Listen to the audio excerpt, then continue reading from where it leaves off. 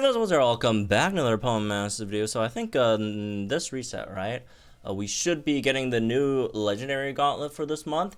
And this gauntlet is, I would say it's probably a bit easier than some of the ones that we've had. I'm not going to say it's the easiest one. It might actually be the easiest one. Well, the thing is, I feel like this gauntlet has two really easy stages. But it doesn't really, and one maybe a bit more difficult stage, but it doesn't really have exactly like it doesn't have the easiest stage, right? Because I do think, in terms of Legendary Gauntlet wise, I do think the easiest stage is still Latios, right? And people, you know, you could like solo Latios with a bunch of units, right? So I don't think this is the easiest, you know, set, but it should be one of the easier ones, right? But we'll see. Anyway, so this set of Legendary Gauntlet units we're going to be facing are Entei, Uxie, as it's pronounced, I think, which sounds weird, but you know. What can I do?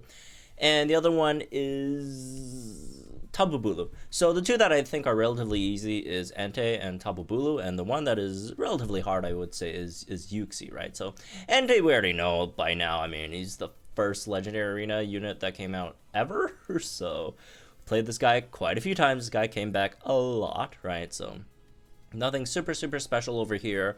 I guess just a quick overview, a few annoying points about Entei. First of all, he's weak to water, which is not one of the annoying parts. It's one of the parts where you should obliterate him, right? There's so many water units in this game that could, you know, do really well. But the most annoying part for in terms of Entei for me personally, I feel like is actually in phase 1, and it's the I think third move, right, where he uses like fire spin and traps your tank, right? If your tank can't get rid of trap or somehow counter it or dodge it or whatever, right? Because it's 95% accuracy or something, so you could dodge it. But you don't want your tank having to be trapped the rest of the game, right? Well, it's not the rest of the battle. I mean, it wears off at a certain amount of turns, but taking DOT damage kind of sucks, right? The Entei damage, right, there's a few moves that Entei uses that hit relatively hard, right? There's I think a Stone Edge that hits relatively hard. What else is there? Double Edge hits a bit hard, right? Sacred Fire hits hard. Iron Tail hits hard. But overall, if you can't get rid of Trap, I feel like a lot of times Trap will be the thing that like damages you or your tank the most, rather than anything like any of the Entei moves, honestly.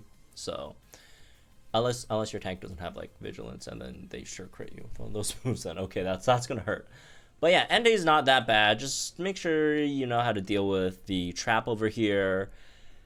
The hostile environment 10 guaranteed burn thing I don't feel is a big issue, because usually by the time you're at the third bar, assuming you're using one team to beat this, right, your team would be built up strong enough, sync buffs wise, to relatively easily clear that stage, and probably just you could probably 3-shot it. Like, yeah, even if your team isn't like super strong, but with all the extra sync buffs and all the setup, even weaker teams could probably 3-shot it. Some teams probably 1 or 2-shot the last, you know, bar, right? So that's not that big of a deal. It does, you know, debuff your opponent, or not your opponents, your tank's defenses, which I guess he's just not that big of a deal. Just not that big of a deal. I'm sorry. Again, so many water units, man. Just blast him with a Palkia, Berry, Crasher Wake who's getting a grid, right? Seabolt. These are all free water units, right? The Egg Gyarados guys picked that up. Starmie DPS, right? And there's just a lot of things. If you really want to make your life even a bit easier, you could throw in some flinch unit, right? Flinch Sleep puts this guy to like bed, man. Flinch Sleep, yeah, he's not very resistant to flinch or sleep. You could just flinch him to like Lyra. SS Lyra could probably sell this guy, right? Just perma flinch him, right? And then obviously sleep. You could sleep chain him to death as well. So yeah, Entei, a lot of counters, right? Moving on to Tapu Bulu. So Tapu Bulu is a new one here. He's not like a new Legendary Arena unit, but he's new to being in the Legendary Gauntlet. And Tapu Bulu isn't exactly hard in terms of like gimmicks wise, right? I mean, like for example, Uxie has a gimmick you have to deal with. Azelf has a gimmick. Cobalion has a bit of a gimmick. Tapu Bulu doesn't really have too much of a gimmick. He just hits hard. This guy just hits really freaking hard. Mostly because he also has grassy terrain up for the most of the battle, right? If you don't get rid of it or whatever, he will have grassy terrain up, which makes obviously the grass type moves hit very, very hard. Especially the Seed Bomb over here is going to hit pretty hard, and the Wood Hammer over here is going to hit very, very, very hard, right?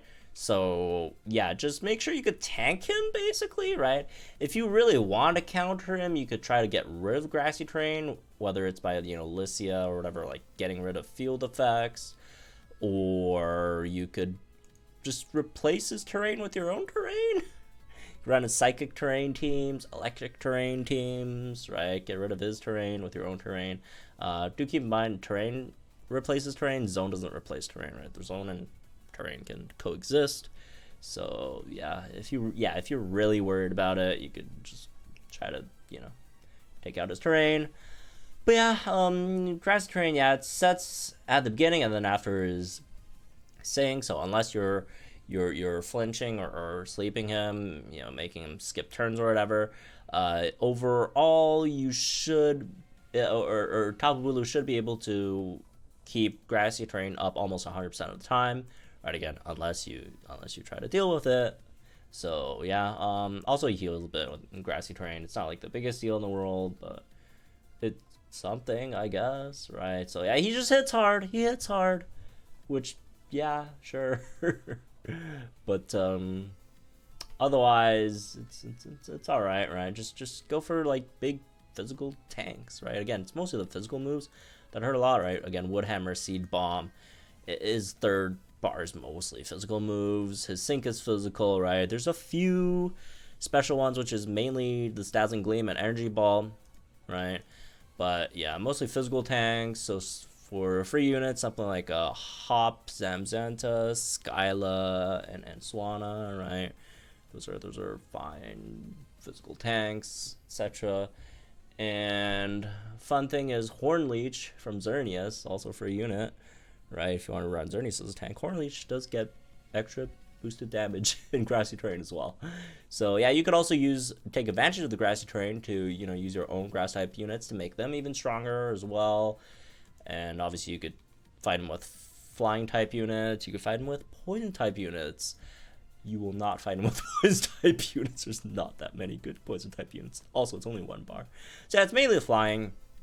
I guess Blue is free, right? Counts as a free flying type unit. Kahili should be very, very good here, right? Because, again, Kahili's sync is really, really, nice, right? For a striker. So, and obviously for legendary arenas, units with stronger syncs generally benefit relatively well here, right?